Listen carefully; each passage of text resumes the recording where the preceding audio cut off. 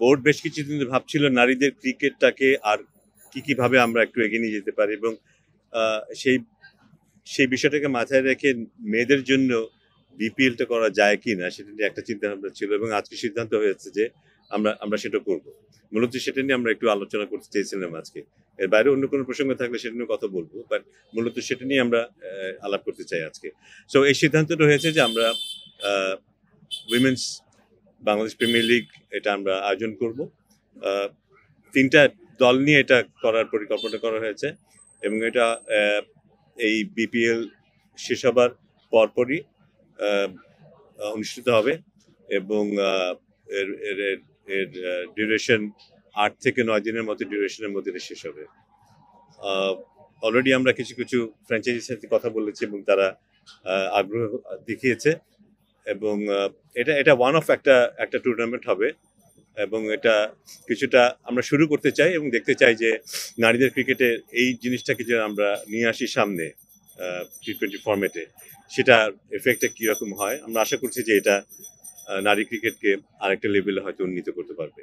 বলা বাহুল্য আমরা চেষ্টা করব যে সেই সব বিষয়গুলো, টেকনিক্যাল বিষয়গুলো, আর্থিক বিষয়গুলো বলি বা অন্যান্য টেকনিক্যাল বিষয়গুলো, সেগুলো আমরা আগে থেকেই ভেবেচিন্তে কাজ করার চেষ্টা করব। আমরা সবাই জানি যে বিপিএল নিয়ে যখন প্রথমে সিদ্ধান্ত নেওয়া হয়েছিল এই বছরের বিপিএল নিয়ে, বিপিএল আমরা অর্ধ করতে পারবো কিনা সে নিয়েও একটা প্রশ্ন এসেছিল, কিন্তু এই অভ্যুত্থানের পরে যে অবস্থা দাঁড়িয়েছিল, অনেকগুলো দল ছিল না, হাতে মাত্র 3টা বা 4টা দল ছিল। সেই সময়টায় বিপিএল করা কিছুটা রিস্ক নিয়ে করা, এবং কিছুটা অবশ্যই আমরা বলবো যে কিছু কিছু ক্ষেত্রে আমরা খুব ভালোভাবে জিনিসটাকে অর্গানাইজ করতে পারিনি, কোনো সন্দেহ নেই সে ব্যাপারে।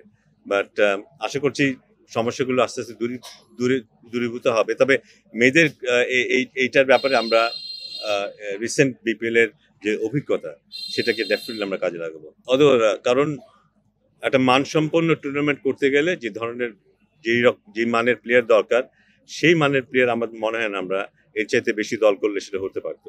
সেটাই বড় কারণ। আমরা এটা ভেবেছিলাম যে 4টা দল নিয়ে করা যায় কিনা, সেক্ষেত্রে ওইটাই একটা বাধা হয়ে দাঁড়িয়েছে। আমরা চেষ্টা করি শুধু একটা টুর্নামেন্ট করা না, যেখান থেকে হয়তো প্রোডাকশন হবে, একটা অনেকে হয়তো আয় হবে, এইসব হবে, কিন্তু আমরা আলটিমেটলি যেটা চাই সেটা হচ্ছে খেলার মানটা কিভাবে বাড়ানো যায় সেটা।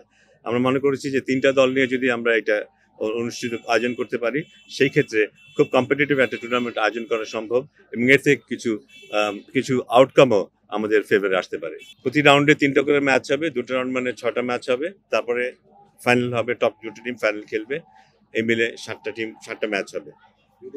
একজন বিদেশি খেলোয়াড় প্রত্যেকটা দলে খেলতে পারবে, এবং আমরা প্রাথমিকভাবে যে সিদ্ধান্ত নিয়েছি প্রত্যেকটা দলে 15 জন করে দেশীয় খেলোয়াড় থাকবে, এবং বিদেশি খেলোয়াড় রেজিস্ট্রেশনটা আমরা ওপেন রেখেছি, কিন্তু প্রত্যেকটা দলে একজন করেই মাঠে বিদেশি খেলোয়াড় নামতে পারবে। ভেরি ইন্টারেস্টিং কোয়েশ্চেন হচ্ছে ভেন্যুর ক্ষেত্রে আমি খুব আনন্দিত যে আমরা এই খেলাটা ঢাকার মিরপুরের স্টেডিয়ামে অনুষ্ঠান করতে পারবো, আয়োজন করতে পারবো, যেটা বোধহয় এক্সপোজারের ক্ষেত্রে অনেক বেনিফিট দেবে। নয় হচ্ছে এই কারণে, দুটো কারণে। একটা হচ্ছে যে একটা আর্থিক ব্যাপার আছে। 4 জন বিদেশি খেলোয়াড়কে যদি আমরা ইনক্লুড করতে চাই, সেক্ষেত্রে দলগুলোর উপর যে আর্থিক চাপটা পড়বে, এই মুহূর্তে বোধহয় দলগুলো সেই চাপটা নিতে চাচ্ছে না। আর আমাদের আরেকটা চিন্তা যেটা আছে যে আমাদের নিজস্ব খেলোয়াড়দেরকে এক্সপোজার দেওয়ার যে সুযোগটা, সেটা আমরা দিতে চাই। সেই কারণে কিন্তু আমরা 4টা দল করিনি, 3টা দল করেছি, যেন ভালো কম্পিটিশন হয়। এই খেলার পরে যেন আমরা বলতে পারি এই কম্পিটিটিভ এনভায়রনমেন্ট থেকে আমাদের মেয়েরা আরেকটা মানে উন্নতি হতে পেরেছে। তো সেটা এনশিওর করার জন্যই অ্যাকচুয়ালি এই কাজটা করা। না, আমরা সবাই জানি যে আপনাদের মতো করি, কিন্তু আপনাদের খবর দিয়েই কিন্তু আমরা জানতে পেরেছি যে এই সমস্যাগুলো হচ্ছিল। সেই পরিপ্রেক্ষিতে কিন্তু আমরা যোগাযোগ করেছি, এবং থ্যাঙ্কফুলি ওনাদেরকে আমরা বোঝাতে পেরেছি এবং সেই কাজটা করাতে পেরেছি যে পেমেন্ট ওনারা শুরু করতে পেরেছে। সো এবং সেটার ফলশ্রুতিতে আমরা দেখেছি আজকে খুব উজ্জীবিত ছিল রাজশাহী দল, এবং আজকে ম্যাচটাও জিতেছে। সো আশা করবো যে এই ধারাবাহিকতা তারা বজায় রাখবে, তারা তাদের দায়িত্ব সম্পর্কে সচেতন হবে, এবং যেসব ব্যাপারগুলো আছে পেমেন্টের ক্ষেত্রে, সেগুলো তারা মেনে চলবে। না, এটাও স্বাভাবিক যে যখন পেমেন্টগুলো হবে না আমাদের কানে সেটা আসবে, এটা স্বাভাবিক। রাজশাহীর ক্ষেত্রে যেটা হয়েছে আমাদের কানে এসছে, এবং সাথে সাথে আমরা কিছু কাজ করার চেষ্টা করেছি। আমি নিশ্চিত যে অন্যদের ক্ষেত্রে এই সমস্যাটি থেকে থাকে।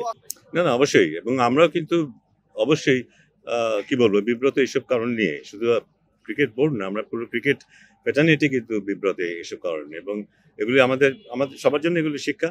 হোপফুলি আমরা এগুলি সামনে ওভাবেই অ্যাড্রেস করবো যেন এইসব বিষয়গুলো না হয়। অনেকগুলো কাজ আমাদের করা উচিত ছিল যেগুলো আমরা হয়তো সম্মত করিনি। অবশ্য এইটাও ফ্যাক্ট যে এবার একটা বিশেষ সময় আমরা অনেক চাপে ছিলাম অনেক ব্যাপারে, এবং অনেক ব্যাপারে হয়তো আমরা যেসব নিয়ম কানুনগুলো ফলো করার প্রয়োজন ছিল সবসময় সেগুলো আমরা অনুসরণ করতে পারিনি। বাট এগুলি আমাদের জন্য লেসেন্স, এবং এগুলো আমরা নিশ্চয়ই ভবিষ্যতে এগুলি কাজে লাগবে। না, আমাদের এক্সপেকটেশন তেমনই ছিল, এবং চেষ্টা করাটা তো আমরা আশা করেছিলাম যে যারা আমাদের সাথে যুক্ত হবেন এই আমাদের জার্নিতে তারাও রেসপন্সিবিলিটি নেবেন, এবং অনেক ক্ষেত্রেই হয়তো আমরা আমরা সেটা দেখতে পাইনি হয়তো কিছু কিছু ক্ষেত্রে। সো বাট আমরা চেষ্টা করবো বাকি সবাই যতটুকু আছে সেখানে এই পেভমেন্ট ইস্যুগুলো হোক বা অন্যান্য কোনো ইস্যু, সেগুলো আমরা চেষ্টা করবো যেন আরো স্মুথ হয়, এবং কিছু কিছু জিনিস যে ভালো হচ্ছে এটাও বোধহয় স্বীকার করতে হবে। আর অফকোর্স আমরা ভালোটার দিকে না গিয়ে আমাদের দায়িত্ব হচ্ছে কোনটা খারাপ হচ্ছে সেটাকে অ্যাড্রেস করা, এবং সেটা আমরা চেষ্টা করছি।